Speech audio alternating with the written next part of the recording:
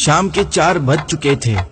میں انکل کے پاس ان کی دیہڑی کے 600 روپے لے کر گیا اور آواز دی، انکل آپ کا ڈیوٹی ٹائم پورا ہو چکا ہے۔ انہوں نے میری طرف دیکھا۔ اس شدید سردی میں بھی ان کے چہرے سے پسینے کی بوندیں ٹپک رہی تھی۔ انہوں نے اپنی پھٹی ہوئی قمیض کے دامن سے چہرہ پوंچھا اور بولے، میں نے 2 گھنٹے اور کام کرنا ہے، بھائی سے پوچھ آؤ نا، 200 روپے زیادہ مل جائیں گے۔ میں نے حامی بھر لی اور وہ پھر سے کام میں مصروف ہو گئے۔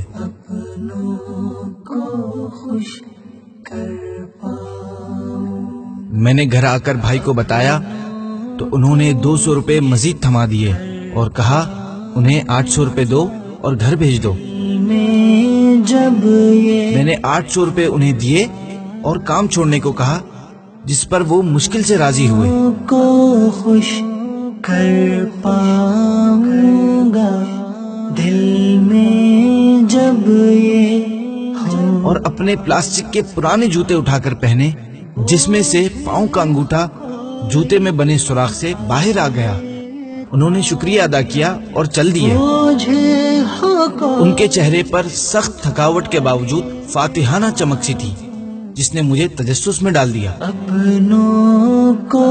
انہوں نے نیچے دیکھا، کچھ سوچا اور زیر لب مسکرائے، جس سے میرے تجسس میں اور اضافہ ہو گیا۔